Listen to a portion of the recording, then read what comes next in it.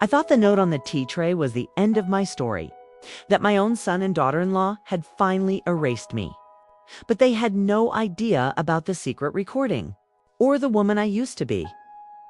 Before we begin this journey, please comment down below where you are watching from. It's so wonderful to have this community sharing stories from all over the world. I never thought a sticky note on a tea tray would end up being the end of my family. There it was, balanced on the edge like it belonged there. A white square of paper, not even folded. Neat, sterile handwriting. Sorry, Mom, no room anymore. In-laws need your space. I looked around the kitchen. The tea canisters I'd labeled in my own, now shaking scriptural gray oolong. Peppermintha child height marks on the pantry door for my grandkids.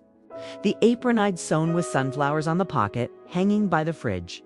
My hands resting on the cold granite countertops I'd paid for, went completely numb. I didn't scream. I didn't even sit down. There was a strange, hollow quiet inside me, as if all the sound had been sucked out of the universe. A void where my heart used to be. I folded the note in half, then in half again, making a small, dense square of betrayal. A paper shard containing the sum of my life's misplaced devotion. I slipped it into the pocket of my robe. It felt like carrying a shard of ice against my heart. A cold so profound it threatened to stop me where I stood. This was my room, technically, the one that overlooked the backyard. I had planted with my own hands the rose bushes Harold had loved, the herb garden I tended for their dinners, the old oak tree with a tire swing I'd insisted on for the kids. The view was now a mockery. I went to the closet, the one I'd helped design for extra storage, and pulled out my large wheeled suitcase. The one I'd use for trips to see Harold's family in Scotland, for the cruise we took for our 40th anniversary. It felt heavy now, even empty. Weighted with the ghost of happier journeys. I packed with a methodical, emotionless precision that frightened me a little. My medications lined up in their weekly organizer, a reminder of the aging body they so clearly resented. My phone charger, 2 pairs of slacks, 3 sweavers, sensible underwear.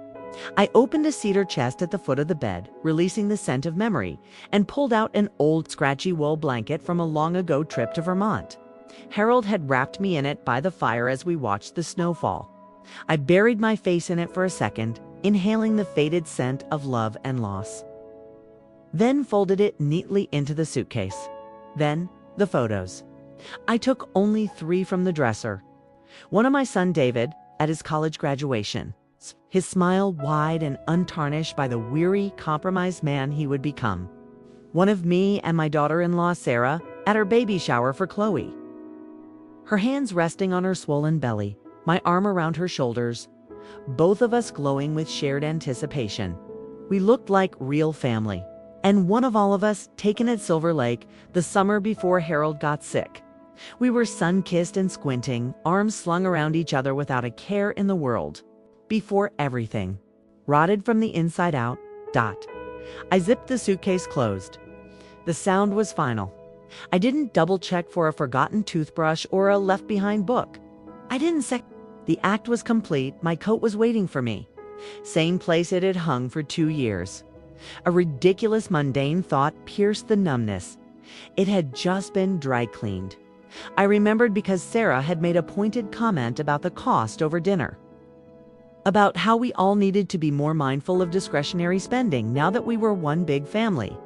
Still, the coat hung there, patient and knowing, as if it understood its purpose was far from over, that it would be needed for a journey, far more significant than a trip to the grocery store.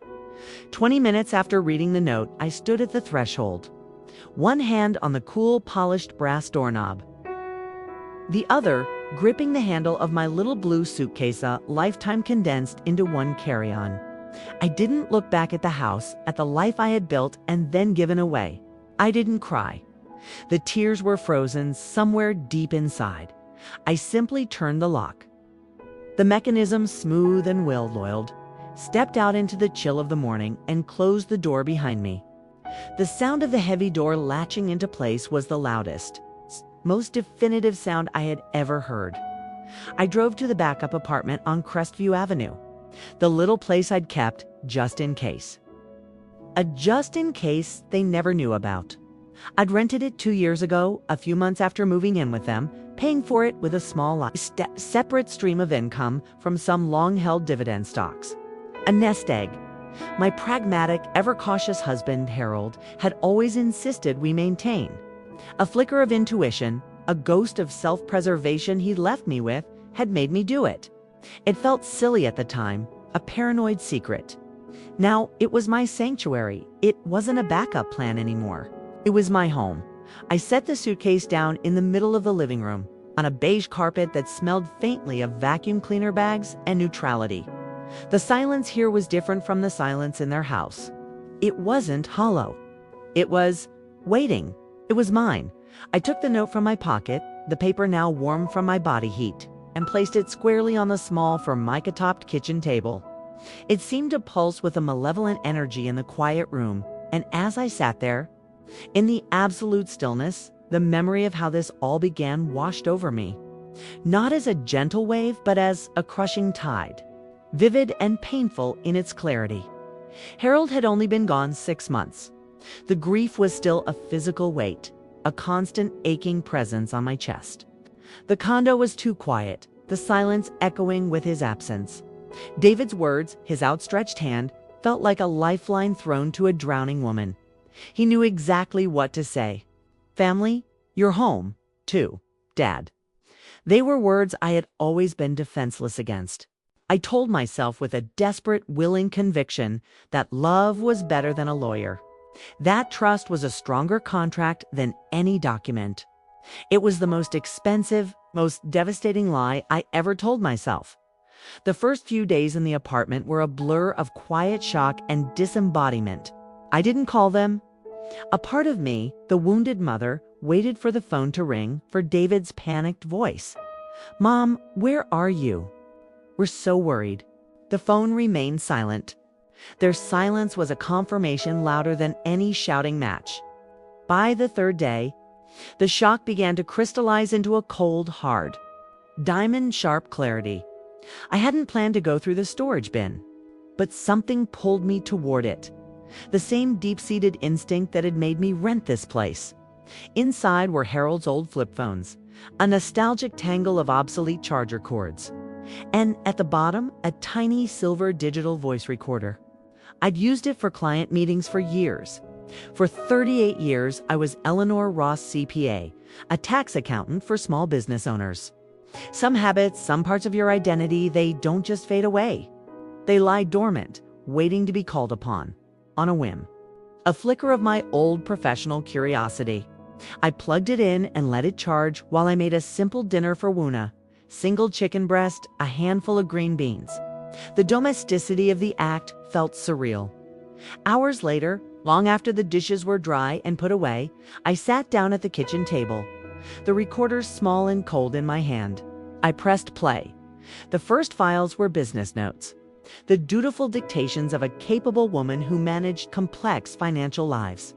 A woman who hadn't yet learned how invisible and incompetent she would be, rendered in her own home. Asterisk then. Almost an hour in, a recording I didn't remember making. The audio was faint, muffled, as if the recorder was at the bottom of my leather tote bag, left on a chair in the kitchen while life happened around it. But the voices that filtered through the static were unmistakable, searingly clear in their intent.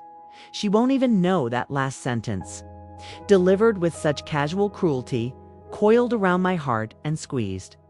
It wasn't a heated comment born of frustration. It was a plan. A cold, calculated, premeditated plan to use the natural vulnerabilities of age against me. To declare me incompetent and to steal the single largest asset I owned. They weren't just waiting for me to leave. They were preparing to push me out and pick my pocket on the way down. I replayed it twice, 3 times, the horror deepening with each repetition, solidifying into a core of hardened steel in my gut. It wasn't speculation anymore. It wasn't just neglect or thoughtlessness. It was conspiracy. They were waiting for me to become confused, compliant, too tired to notice the paperwork sliding under my nose for a signature. I wouldn't understand, except I'd already noticed.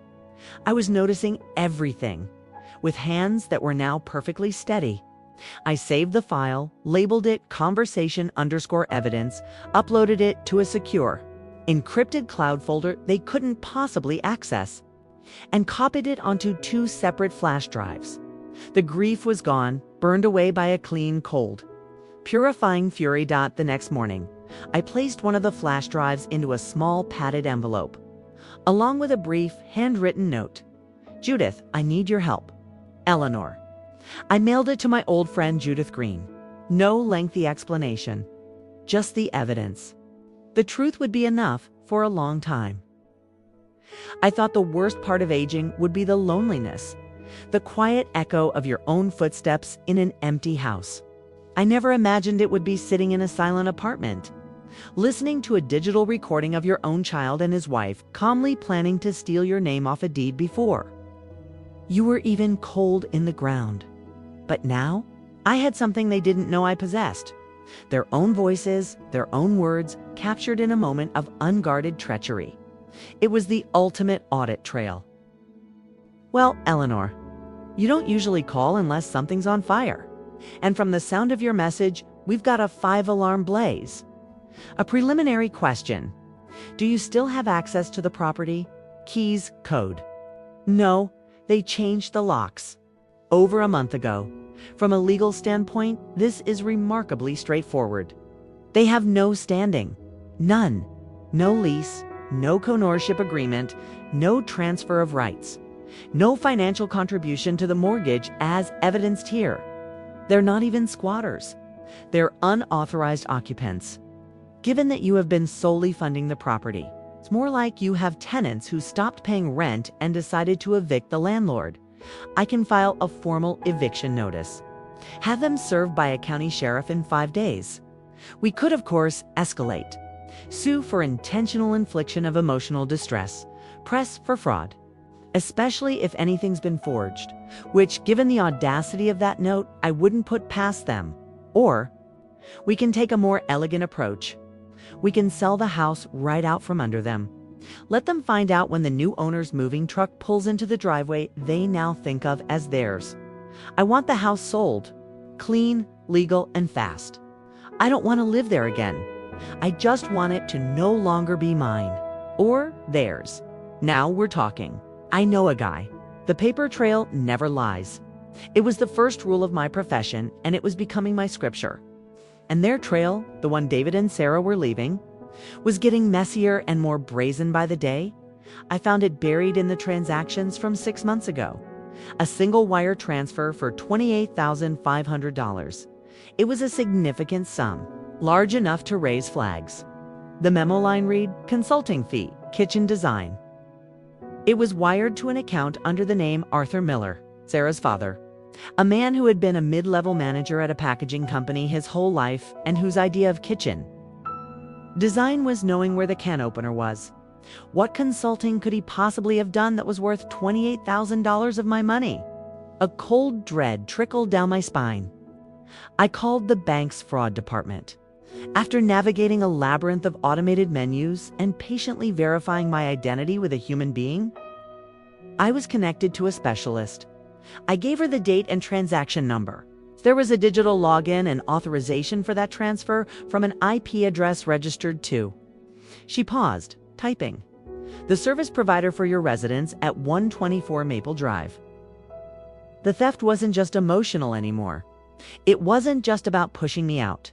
It was criminal. It had their digital fingerprints all over it. Then the physical envelope arrived. Certified mail requiring my signature. It was stiff and official looking from a firm called Swift & Sons Paralegal Services. The name sounded cheap and aggressive. It was a masterpiece of bureaucratic gaslighting. Dear Mrs. Ward, regarding your recent voluntary vacating of the premises at 124 Maple Drive. It went on to state that since I had relinquished my occupancy and abandoned my personal effects, the few things I'd left behind in my rushed exit, the current residents in possession were proceeding with the lawful transfer of property ownership via gift deed. Attached was a copy of the gift deed. They had forged my signature. I took it to my desk, the pulse pounding in my ears, not with panic, but with a kind of furious triumph. I pulled out my file of signature exemplars, my passport, my last 3 years of tax returns, my driver's license. I laid them out beside the forgery like a scientist comparing samples. It was pathetic. A shaky, uncertain loop on the capital E, a timid, underformed W in Ward. The slant was wrong. The pressure was wrong. It was a signature of a frightened, illiterate person, not a woman who had signed her name on thousands of official documents over a 4-decade career. They hadn't even tried to make it look convincing. They were that confident, that arrogant, that sure, I would never fight back. But the final, most careless blow came via email later that evening. An accidental CC from David to what I assumed was supposed to be only Sarah. My email address, which they likely thought was defunct or that I never checked, was sitting right there in the thread. They weren't just pretending to own the house. They were actively trying to sell it. My furniture, my art, Harold's grandfather clock that had been in his family for 5 generations. They were packaging up my history, my love, my investment, and putting a price tag on it. Convinced I was too old, too broken, too naive to understand what was happening. They had underestimated the quiet woman with the spreadsheets and the forensic mind. They had mistaken kindness for weakness and grief for stupidity. That was their fatal, unforgivable mistake. The audit was complete. The discrepancies were noted. The evidence was overwhelming now. It was time to let the consequences, cold and hard and precise as arithmetic, catch up with them. I wasn't interested in revenge. Not the kind that screams and smashes plates. I didn't want to humiliate them for the sake of spectacle. I wanted peace, but not the kind that comes from surrender or forgiveness. That ship had sailed. What I wanted, what I needed with a desperation that was almost physical, was control. Quiet, complete, meticulous, irreversible control. I wanted to be the architect of my own liberation. Judith said we could move with stunning speed if I didn't mind keeping things out of the public eye, away from the gawking masses on the multiple listing services. She knew a real estate broker, a man named Robert Vance, who was discreet, brilliant, and specialized in quiet, off-market sales to developers and private equity firms. No open houses, no nosy neighbors traipsing through my former life, no messy negotiations. Just signatures, wire transfers, and absolute silence. I said yes without a moment's hesitation. It wasn't just about the house anymore. It was about dismantling the entire illusion I'd bought into that love meant silence. That sacrifice was a virtue without limits, that being needed was the same as being valued. Standing in the wreckage of that thinking, I saw it for the fragile, dangerous fantasy it had always been. So I began my list. My project plan for the reclamation of Eleanor Ross. Each item I wrote, each task I defined made me feel more solid, more real. The trembling, dismissed mother was receding.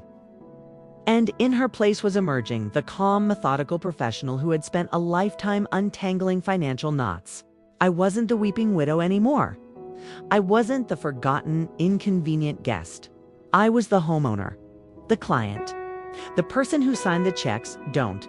And soon they'd realize I hadn't just walked away into the good night. I had simply retreated to my command. Post N was now preparing to come back through. The front door, they thought.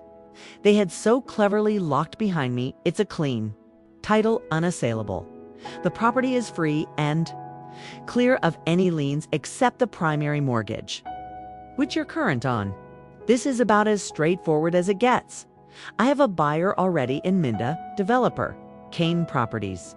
They specialize in converting these larger, well-located single-family homes into high-end duplexes.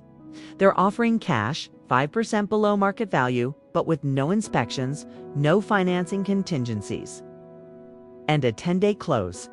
It's a good offer for a quick, quiet sale. Do it. We can bury them. We can go after them for civil fraud, forgery, theft by deception, identity manipulation. This wire transfer is a felony, Eleanor. Every single thing here is prosecutable. This has long since stopped being a family dispute. This is a premeditated crime spree. I know, but I don't want to be dragged through courtrooms for the next 2 years. I don't want to see my son, or what's left of him, standing across from me in a deposition. I don't want to become a featured story on the local news, a cautionary tale whispered about in the grocery store. I want resolution, not revenge. Closure, not a lifelong spectacle. I want the house sold now, before they can do any more damage. Robert, it's Judith. We're moving up the timeline. Can your buyer, Kane Properties, be ready for a prepossession walkthrough this Sunday? Yes, Sunday afternoon, good. Have their attorney call me. We'll coordinate access. There's one more piece of intelligence. Robert's contact at the title company heard from a friend at Premier Properties. Your daughter-in-law has planned a rather lavish garden party for Sunday afternoon. For her parents' anniversary, a catered affair, champagne, the whole 9 yards. Sunday afternoon, how? Serendipitous. We can arrange for a civil standby. A uniformed police officer present, not to arrest anyone, but to ensure a peaceful transfer of access and prevent any breach of the peace. It's a perfectly legal standard procedure for disputed property. We'll just be coinciding with their little celebration, ensuring everything is handled in a calm and orderly fashion.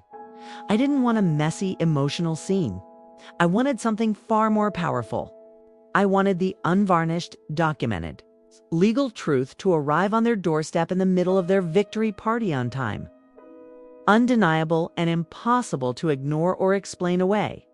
I wanted the facade of their perfect life to crack open in front of all their friends, revealing the rotten foundation beneath. Sunday arrived, bright and unnervingly clear. A perfect day for a garden party. Or at execution. I dressed with more care than I had in years. A crisp navy blue pantsuit I'd bought for a long ago conference. My hair professionally styled. A touch of lipstick. My mother's pearl earrings, the only truly valuable thing she'd ever owned, were my talisman. I looked nothing like the woman who had quietly packed a suitcase in a state of shock. I looked like the CEO of my own life. I looked like the owner of the property. I pulled up in front of 1-4 Maple Drive. The driveway was overflowing with late-model luxury sedans and SUVs. A white catering van was parked conspicuously on the street. The sound of a jazz trio and the light, airy laughter of a curated social event floated from the sprawling backyard. I saw Sarah on the porch holding a flute of champagne, laughing with a woman I recognized from her book club. Her laugh died in her throat, her face freezing into a mask of stunned disbelief when she saw me get out of my car. What? What is this, Eleanor? What are you doing here? You can't be here. Mrs. Sarah Ward. David Ward. We are here for a prepossession walkthrough of the property at 124 Maple Drive. Per the executed purchase and sale agreement with the legal owner, Eleanor Ross. Mom. What the hell is this? This is a private party. This is our house. No, David, it never was. You were guests, uninvited ones, as it turns out, sir. Ma'am, per our review and the documentation provided by counsel, the legal and sole owner of this property is Eleanor Ross. The sale to Kane's Properties is lawful and the closing is scheduled for tomorrow. You have already been served with a formal notice to vacate. You have 10 calendar days to remove your personal belongings.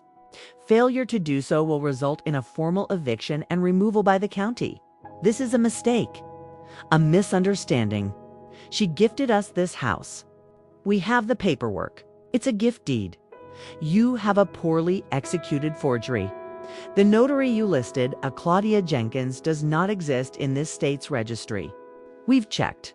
And this unauthorized transfer of $28,500 from Eleanor Ross's personal checking account to an Arthur Miller constitutes wire fraud. The bank's fraud department has already filed a report. We'll be adding this to the case file. Ma'am, you and your husband would be well advised to secure legal counsel immediately. You are facing serious allegations. There was no screaming match, no dramatic, tearful breakdown. Just the quiet, brutal, humiliating sound of a life built on lies and avarice collapsing in on itself. Their guests fled, their party ruined, their reputation left in tatters on the manicured lawn. We did the walkthrough. The house was immaculate, staged for a sale that would never be theirs. My furniture rearranged by a professional stager. My art taken down and replaced with generic, neutral prints. It was eerie, like walking through a museum of a life that had been terminated. A diorama of the American family, now vacant and fake. I didn't feel victorious. I felt a profound, bone-deep sorrow that threatened to buckle my knees. I looked at David, his face pale, shattered, aged a decade and 10 minutes. And I saw the little boy with the toy fire truck he couldn't sleep without. That boy was gone. And the man who had taken his place was a stranger I had just financially and legally annihilated. The sale closed, scheduled on Monday morning. The funds, a life-changing sum of money, were wired into my new account under the name Eleanor Ross. It was done. The fallout was swift and quiet. The way these things are in judgmental, close-knit suburbs. Sarah was asked to resign from the Junior League board by mutual agreement. David was let go from his prestigious unpaid position on the town's planning committee. The story was too juicy, the evidence too publicly damning. I never said a word to anyone. I didn't have to. The truth, once released into the wild, does its own relentless work. I received one last package from Judith. The final fraud reports formally submitted to the state's attorney general and the district attorney's office. It wouldn't necessarily mean jail time, not for a first offense, but it would stain their professional and financial records for a decade or more permanent. Public mark of their betrayal, I went to the bank and closed the very last joint account I had foolishly opened with David's name on it years ago. For emergencies, there was almost nothing left in it. They had drained it slowly over the past year, like people siphoning gas from a tank they thought I'd never notice was empty. The bank manager shut it down in under 10 minutes. I didn't call to tell them. The silence, the not knowing what was coming next, was its own punishment. The paper trail I had so meticulously built would handle the rest. Some losses aren't loud. They are the silent closing of a bank account, the final submission of a legal document. Some victories don't need an audience or applause. They are the quiet reclaiming of a self that was almost lost. Asterisk. They tried to erase me quietly, to fold me up and tuck me away like a receipt they no longer needed, a transaction that had concluded. A quiet, tidy ending for the inconvenient woman. But they forgot her. Perhaps they never truly knew the woman I was before I became just mom. Just Nana, just the quiet presence in the guest room. They forgot I was the one who had spent a lifetime keeping the records, who understood that numbers don't lie, that paper trails lead to the truth, and that the finest print often holds the most significant clauses. I was the architect of my own silence, and therefore was the only one who could design my escape. The note on the tea tray, that cold, sterile sentence, said, "No room, Mom." And they were right. There was no room left for the ghost they wanted me to become. No room for the silent, compliant woman who would fade away without a fuss. There was no room for that version of me in their house, so I left. But I didn't just leave that house. I left the person I had shrunken myself into. I left the belief that love meant diminishment. I left the fear of my own power. In leaving, in choosing to fight not against them, but for the woman I used to be, the woman Harold knew, the accountant, the strategist. The keeper of her own flame, I didn't just win a legal battle. I didn't just reclaim a house. I reclaimed the space inside myself. The space to breathe, to be, to exist entirely on my own terms. The space where my own history and my own name mattered. And in that space, finally found all the room I would ever need. Asterisk if this story resonated with you. Please share your thoughts in the comments below. And if you'd like to join us for more journeys of resilience and quiet strength, we welcome you to like this video and subscribe to the channel. Your support helps us continue to bring these stories to light. Thank you for listening.